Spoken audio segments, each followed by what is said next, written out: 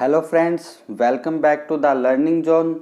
आज हम class 10 biology का चैप्टर 6 करने वाले हैं, जिसका नाम है लाइफ प्रोसेस।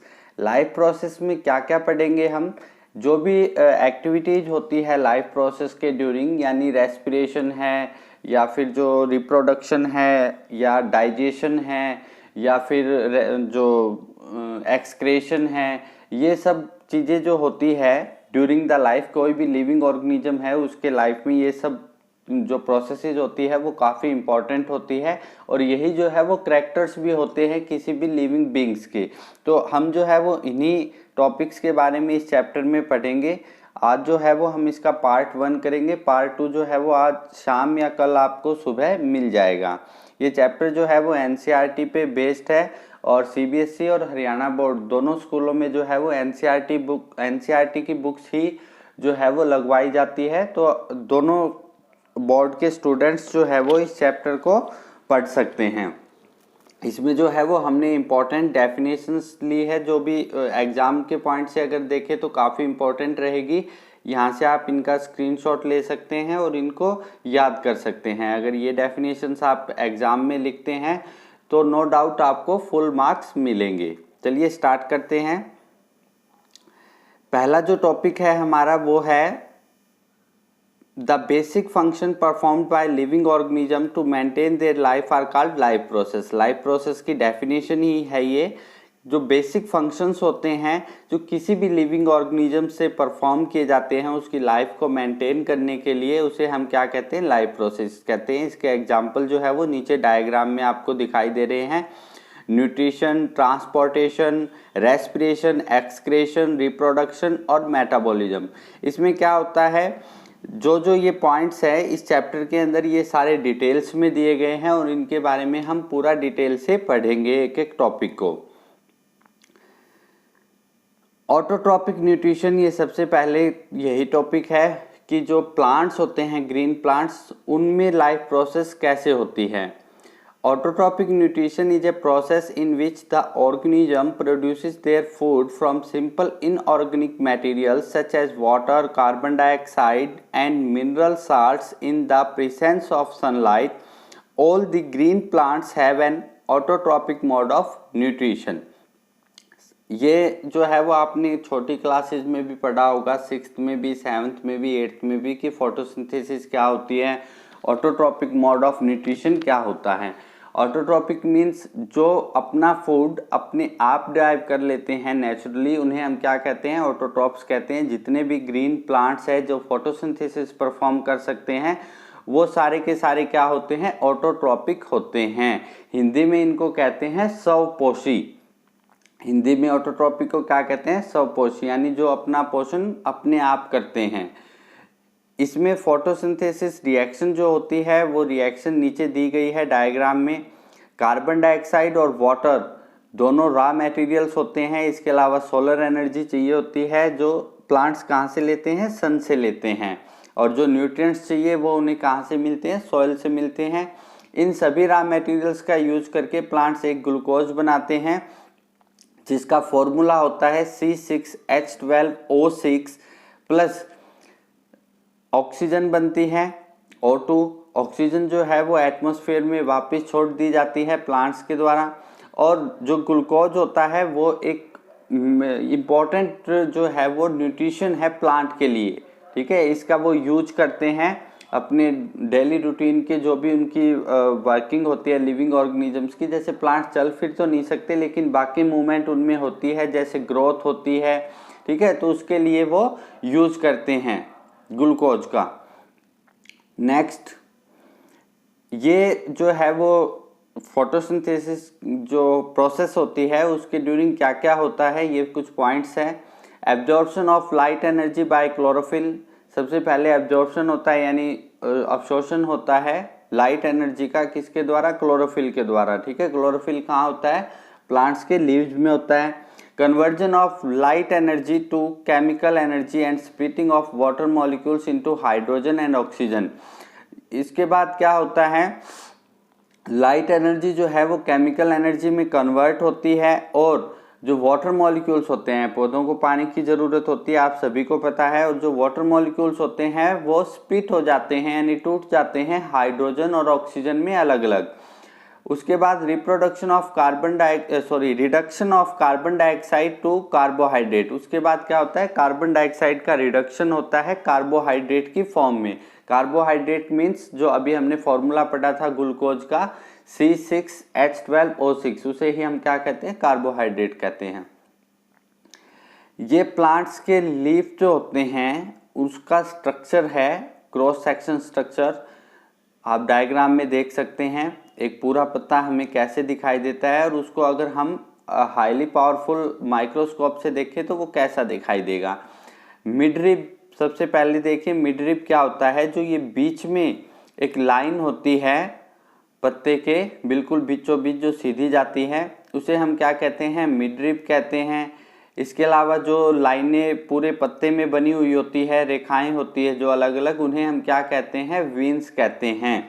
ठीक है, सबसे जो चौड़ा भाग होता है उसको हम क्या कहते हैं, लैमिना कहते हैं। इसके अलावा अगर हम क्रॉस सेक्शन की बात करें तो इसमें लोअर एपिडर्मिस जो भारी सेल होती है पत्ते की उसको एपिडर्मिस सेल्स कहते हैं। इसके अलावा गार्ड सेल्स होती है, इनमें एयर स्पेस भी होता है। क्लोरोप्लास्ट जो ग्रीन कलर के पिगमेंट होते हैं जिनकी वजह से पत्ते का रंग लाल होता है, इन्हें क्या कहते हैं, ग्रीन होता है, इन्हें क्या कहते हैं, क्लोरोप्लास्ट कहते हैं। इसके अलावा जो है वो upper epidermis, phloem, xylem, vascular bundle, ये सब चीजें जो होती है इसके अंदर, लीफ के अंदर। Stomata are the tiny opening present on the epidermis of leaves. We can see stomata under the light microscope. In some of the plants, stomata are present on stems and other parts of plants. Stomata play an important role in gaseous exchange and photosynthesis. Stomata क्या होते हैं, small holes होते हैं, pores होते हैं जो plants के leaves में और स्टेम में मौजूद होते हैं।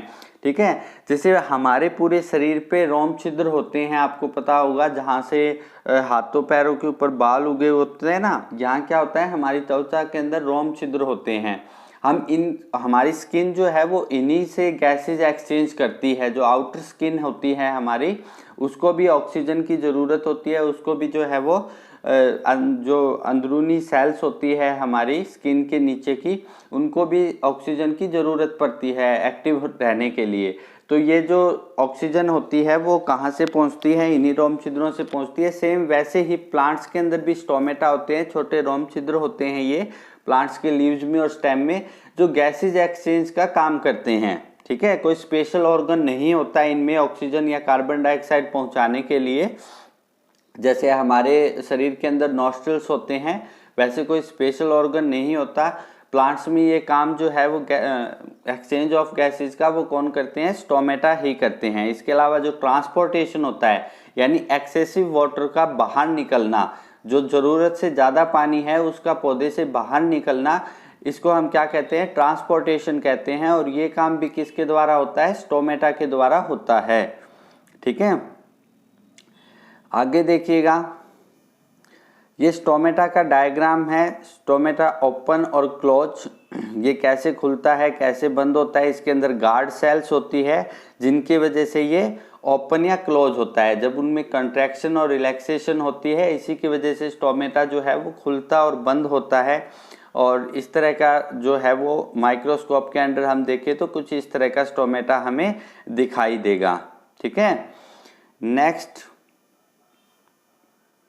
ये एक एक्सपेरिमेंट है जो किया जाता है ये पता लगाने के लिए कि प्लांट्स के लिए कार्बन डाइऑक्साइड कितनी ज़्यादा ज़रूरी है।